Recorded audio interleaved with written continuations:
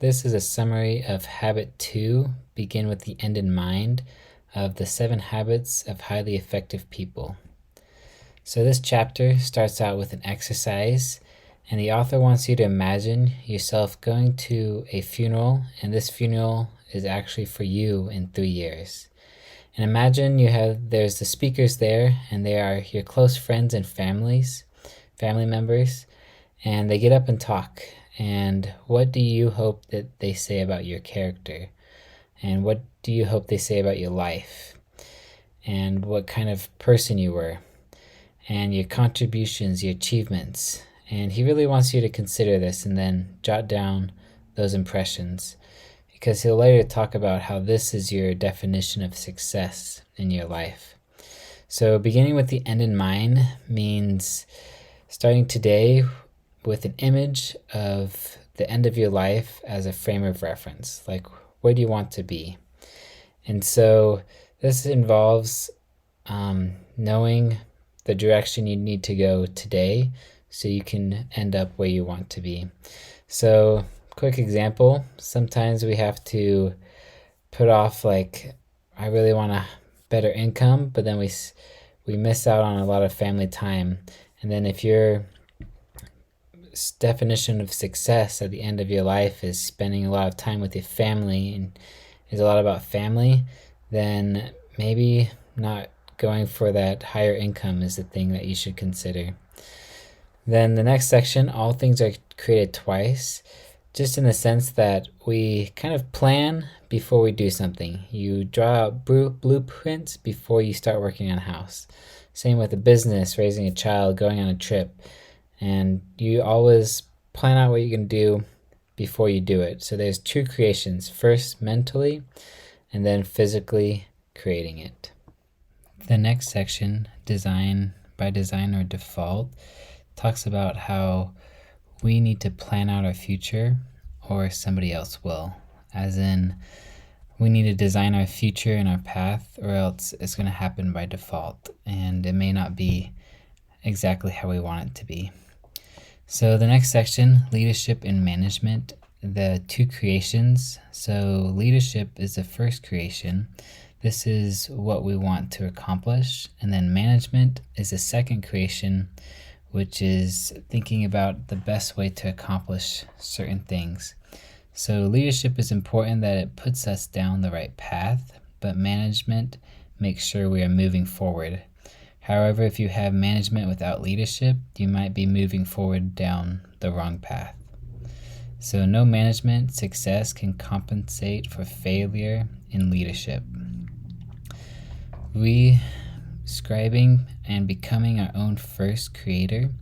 So we have imagination and our conscience, and these help us expand our proactivity and allow us to exercise personal leadership so we can rewrite our own story. And so sometimes within us there are these deep habits that we have that don't exactly line with the core values we want to have or we strive to have.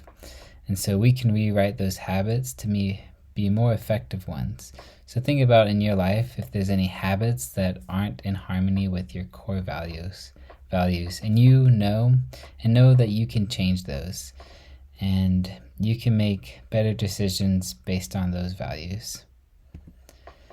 So he goes into talking about about the personal mission statement and how creating one is really important.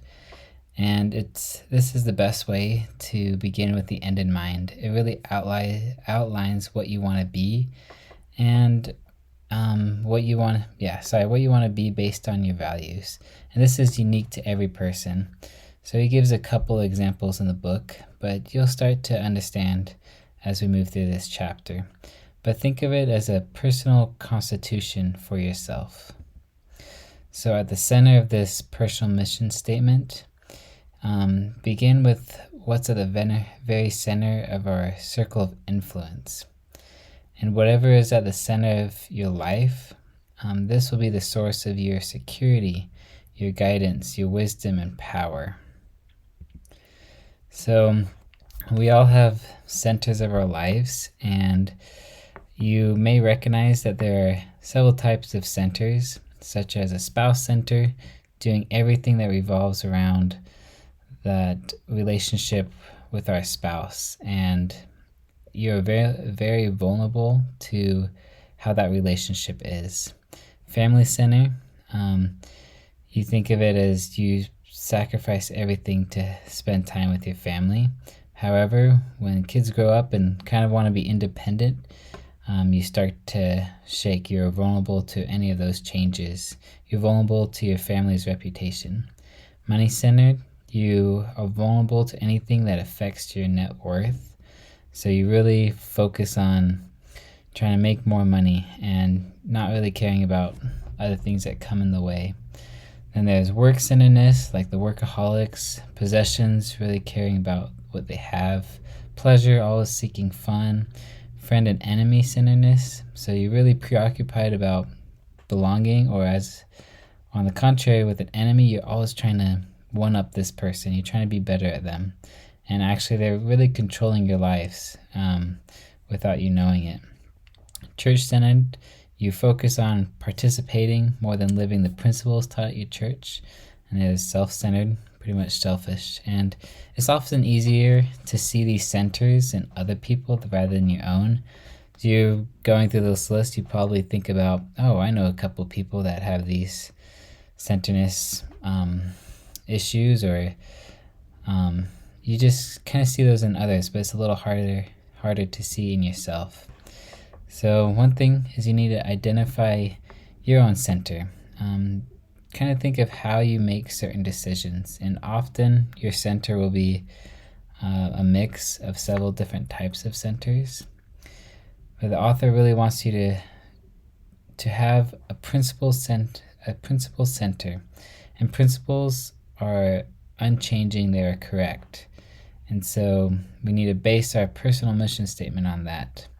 So the more you know of correct principles, and you can learn these correct principles more and more, the greater we have, the greater our personal freedom to act wisely. So as a principle-centered person, you try to separate yourself from the emotions of a certain situation when making that decision, and then you consider all the factors that would act on you, and then evaluate the options. Know that it's your decision, that you're not being acted upon. Be proactive. You have the right to make this decision. And when you do this, you'll usually feel more comfortable about your decision. The next section talks about writing and using a personal mission statement. And so the author stresses how understanding our uniqueness helps us to detect rather than invent our mission statements in life. So all mission statements for each person are going to be different because we all have our own strengths, and we all are different people. We all have different missions in life. And so sometimes writing this may take a few months, but by the time you finish it, and maybe it's never really finished, it should be a solid expression of your visions and values in life. So to write this, you really need to think deeply about your priorities and align your behaviors with your belief. This is where those align. So then the author goes into talking about the right and left sides of the brain. So left is more common in the world today, which is logical, as opposed to the right, which is creative. But there are a couple ways we can tap into our right side of our brain. And one of these is expand. He calls expand perspective. And so he started out the chapter by visualizing an experience such as your funeral. And this helps you, by doing that, this helps you tap into your right side of your brain and use those creative juices to help you produce a mission statement.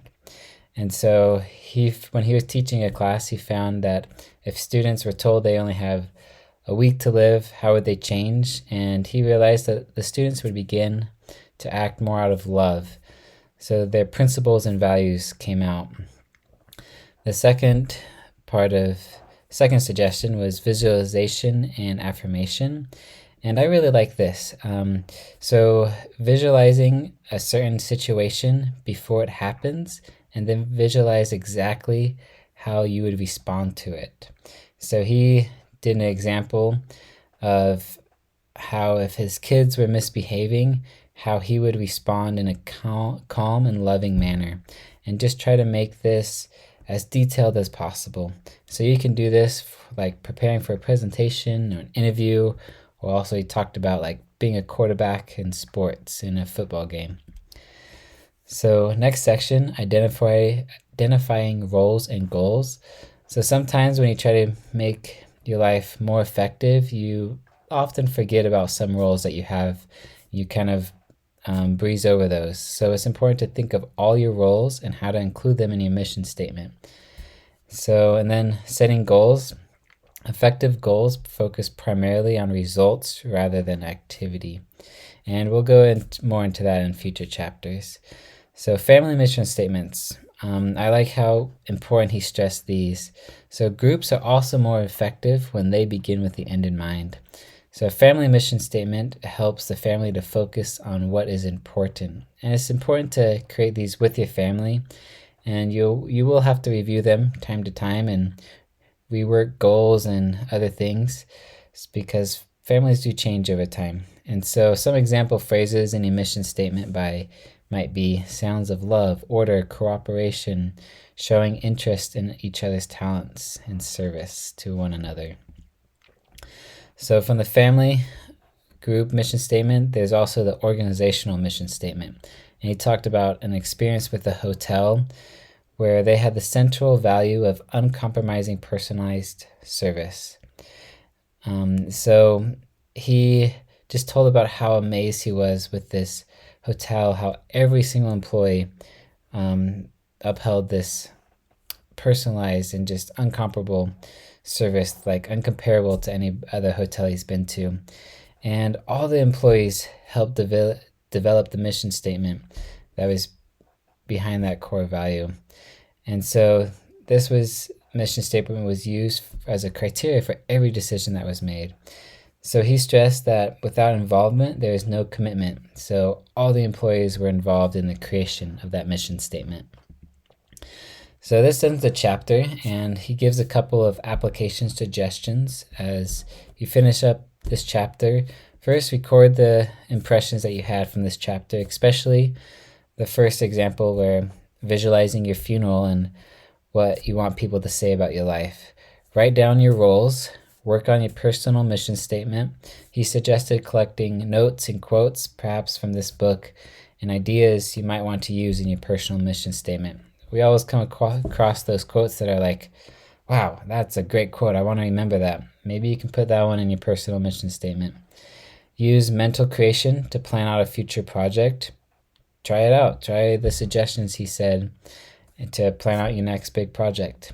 And then share this habit and suggest working with your family or with your organization on creating a mission statement. Thanks.